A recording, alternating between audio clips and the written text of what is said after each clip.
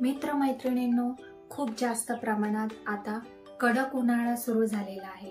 घामाच्या धारा वाहत आहेत. तुम्ही प्रवास करता आहात आणि प्रवास करताना दमलेले आहात. त्याचबरोबर तुम्ही प्रवास करताना थोडी विश्रांती म्हणून गाडी थांबवल्यास सर्वप्रथम कोणता ड्रिंक घ्याल किंवा कशाची आठवण होते, तर त्याच फळाच्या रसाबद्दल आज आपण इथे जाणून घेऊया. मित्रमैत्रिणींनो, उन्हाळा म्हटला की आपल्याला रस्ती ते उसाच्या रसाचे घुंगरांचे आवाज करणारे गुराळ म्हणूयात किंवा गाडे म्हणूयात हे आठवतं आणि पहिल्यांदा आपल्याला उसाचा रस उन्हाळ्यात घ्यावासा वाटतो. पण कधी आपण विचार केला आहे का की ह्या उसाच्या रसाचे नक्की फायदे काय आहेत, ते आपल्या आरोग्यावरती कसं परिणाम करतं, तर हे आज आपण इथे जाणून घेऊया. Sugar cane is also known as Saccharum officinarum, family आहे पोएसिए.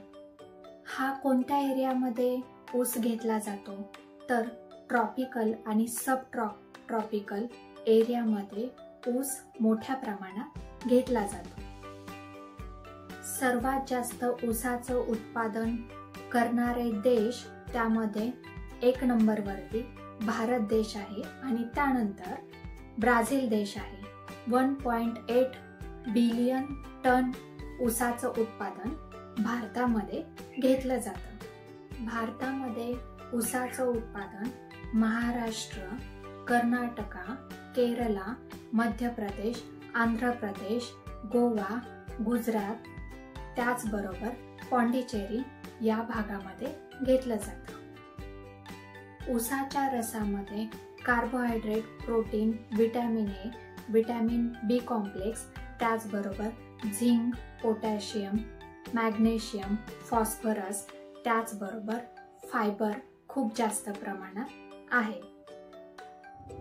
ऊसाच्या रसामध्ये कॅल्शियम, आयर्न, सुक्रोज, फायबर्स हे खूप जास्त प्रमाणात आहेत. त्याचबरोबर ग्लायकोलिक ॲसिड, त्याचबरोबर पोटॅशियम, फायबर आणि सुक्रोजचं प्रमाण जास्त आहे. जनरली आपला प्रश्न असतो की काविळीमध्ये ऊसाचा रस चालतो का, तर त्याचं उत्तर आहे काविळीमध्ये ऊसाचा रस हा चालतो. ऊसाचा रस हा उत्तम डायुरेटिकही आहे. आता आपला प्रश्न असतो काही वेळा की प्रेग्नन्सी असणाऱ्या महिलांमध्ये ऊसाचा रस घेतला तर चालतो का, त्याचे काही साईड इफेक्ट्स आहेत का, तर ऑफकोर्स प्रेग्नन्सी असणाऱ्या महिलांनीही ऊसाचा रस घेतला तर तो चालू शकतो. ऊसाच्या रसामध्ये उत्तम न्यूट्रिएंट्स आहेत. त्याचबरोबर फॉलिक ॲसिड, बी कॉम्प्लेक्स, कॅल्शियम, पोटॅशियम, झिंक हे खूप मोठ्या प्रमाणात आहेत. त्याचबरोबर फायबरही आहेत आणि जनरली बाहेरील आर्टिफिशियल कलर्स वापरून किंवा पॅकेजिंग ज्युसेस घेण्यापेक्षा ऊसाचा रस हा नॅचरल आहे, नैसर्गिकरित्या बनवला जातो आणि तो फ्रेश असतो. त्यामुळे त्याच्यामध्ये कसलेही साईड इफेक्ट्स होणारे नसल्यामुळे प्रेग्नन्सी असणाऱ्या महिलांनाही ऊसाचा रस घेण्यास काहीच प्रॉब्लेम नाही. ऊसाच्या रसामध्ये फायबर्स जास्त प्रमाणात असल्यामुळे ज्यांना कॉन्स्टिपेशनचा त्रास होतो, पोट साफ होत नाही किंवा संडासचे खडे होतात, अशा सर्वांसाठी ऊसाचा रस घेणं हे एक उत्तम औषध आहे की ज्यामुळे पोट साफ होण्यास मदत होते.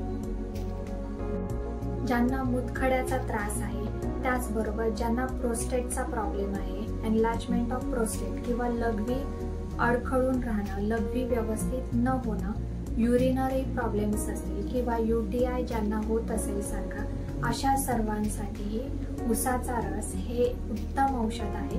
कारण ऊसाचा रस हे डायुरेटिक आहे. त्याचबरोबर ते किडनी फंक्शन्स उत्तम करण्यासाठी, त्याचबरोबर खूप जास्त प्रमाणात पाणी शरीरामध्ये मेंटेन करण्यासाठी, त्याचबरोबर वॉटर बॅलन्स शरीरामध्ये मेंटेन करण्याचं काम खूप जास्त प्रमाणात चांगलं करते. Sugar cane is the natural source of sucrose. It is a power house of energy. It reduces dehydration. It is helpful to nourishing, moisturizing skin also, and it gives glows to the skin because of presenting glycolic acid.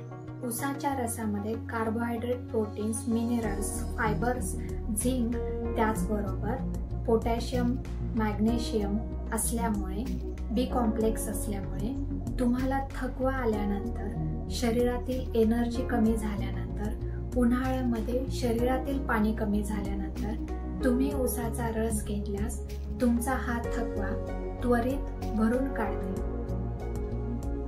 ऊसाचा रस हा इतका फायदेशीर आहे की तो antioxidant आहे. It fighting against prostate and breast cancer also. त्याचबरोबर ऊसाचा रस हा लिव्हर आणि किडनीचे प्रॉब्लेम्सही व्यवस्थित करण्यासाठी मदत करतो.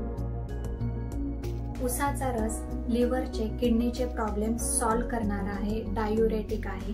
त्याचबरोबर कॅल्शियम, झिंकचं उत्तम प्रमाण, ग्लायकोलिक ॲसिडचं उत्तम प्रमाण असल्यामुळे स्किन आणि हाडांना मजबूत करणारा आहे. त्यामुळे उन्हाळा आला की ऊसाचा रस घ्यायलाच पाहिजे. प्रथमतः नॅचरल सोर्स असल्यामुळे तुमची एनर्जी बूस्ट करणार आहे, त्यात कसलेही साईड इफेक्ट नाहीत. उन्हाळा आल्यानंतर म्हणूनच सर्वांना नम्र विनंती आहे, पॅकेजिंग फूड्स, त्याचबरोबर पॅकेजिंग ज्युसेस, आर्टिफिशियल कलर्स वापरून बनवलेले ज्युसेस, त्याचबरोबर कोल्ड्रिंक्स, विदेशातील कोल्ड्रिंक्स घेण्यापेक्षा भारतामध्ये ऊसाचं उत्पादन खूप मोठ्या प्रमाणात घेतलं जातं आणि शेतकऱ्यांनाही त्याचा सपोर्ट होईल.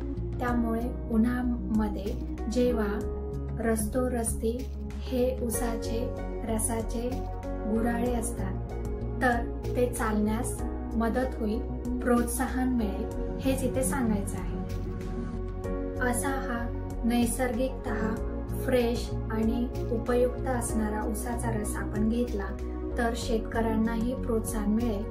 त्याचबरोबर उन्हामध्ये सुरू असणारे हे गुऱ्हाळे जे चालवणारे शेतकरी आहेत त्यांनाही प्रोत्साहन मिळेल, हेच इथे सांगायचं आहे. ऊसाचा रस कोणी घेऊ नये.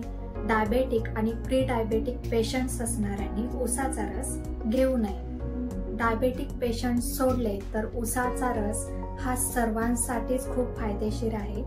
त्यामुळे शेतकऱ्यांना तर प्रोत्साहन मिळणारच आहे. म्हणूनच नैसर्गिकरित्या बनवलेल्या ह्या शुगर केन ज्यूसला, ऊसाच्या रसाला प्राधान्य आपण देऊयात, हीच इथे नम्र विनंती.